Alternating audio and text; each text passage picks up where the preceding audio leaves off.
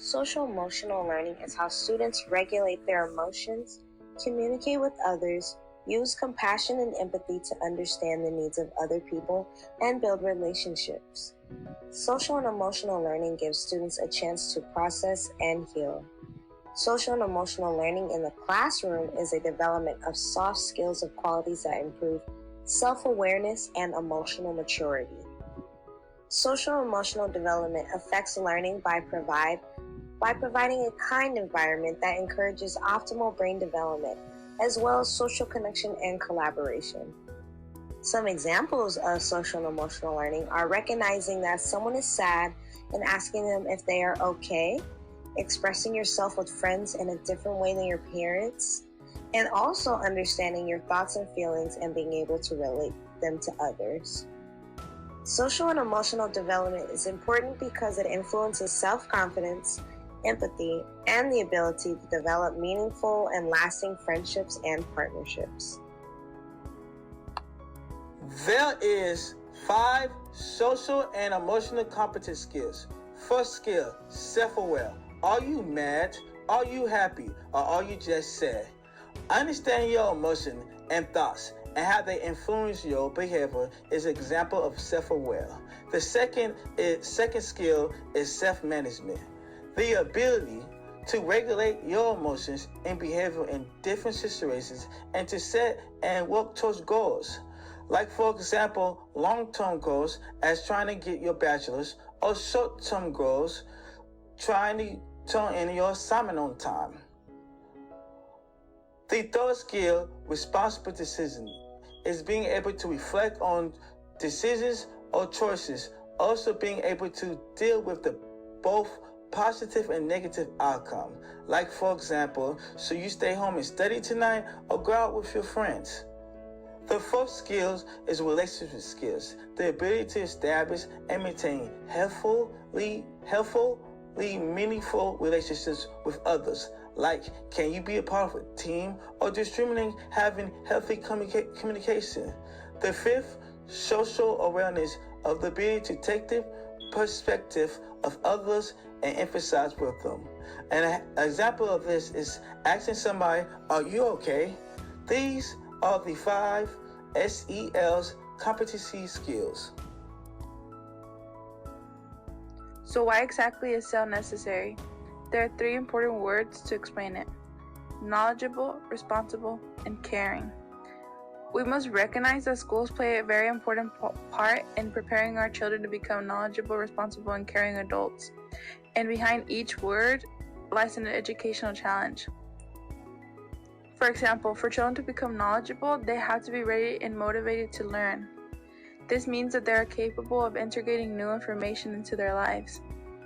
For children to become responsible, they must be able to understand risk and opportunities. That means that they will be motivated to choose actions and behaviors that serve not only their own interests and needs, but those of others. And lastly, for children to become caring, they must be able to see beyond themselves and appreciate the concerns of others. In other words, in order for a student to learn properly, they must believe and care that they are part of a community that is welcome and nurturing. Educators have often found that social and emotional learning is the missing piece in their classroom for their students to improve their learning and reach different goals. Teachers need to accommodate to different students' needs based on their different social and ethnic backgrounds. Students with different ethnic backgrounds will naturally have different needs for a safe and welcoming environment. This is why SEL is absolutely necessary for teachers to implement in the classroom and ensure no student is left out. Students need a safe and stable environment to be able to learn and better succeed. Social and emotional learning does not only help students succeed in school, it also helps them provide a strong foundation for succeeding in their lifelong goals. As we have learned, social-emotional skills are needed to be successful not only at school, but they are needed at home and for the rest of their lives. With that being said, I am going to provide some activities that can be integrated in the classroom. During the morning, mornings are usually the most hectic time. Students are running late, looking for their homework, so it's extremely important to set the mood for the rest of the day.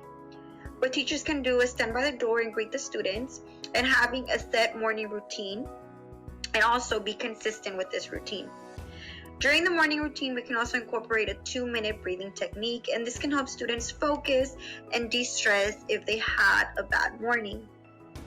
It is extremely important that teachers maintain a positive classroom, but it is also important that teachers provide opportunities for the students to develop these skills. And we can provide opportunities by letting the students know that all feelings are valid. If a student is having a bad day,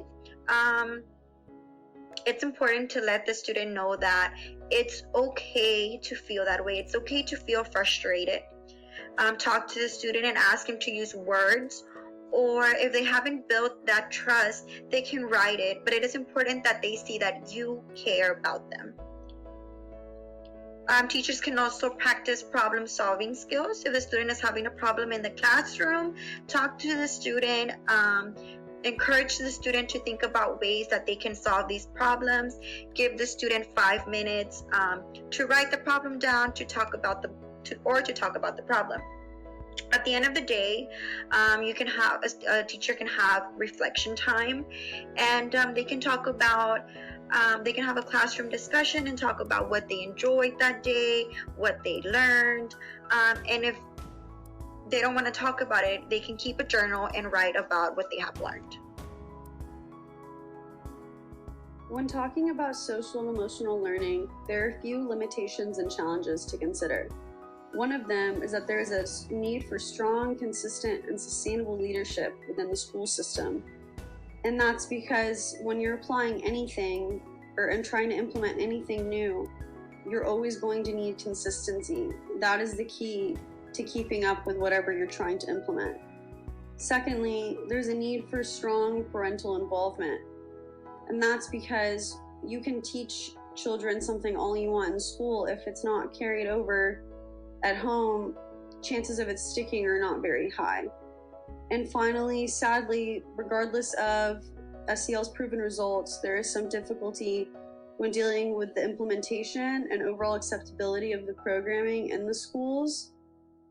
And I think this is just because SEL learning isn't really a traditional way of doing things, and that's always hard to try to implement when people aren't used to it.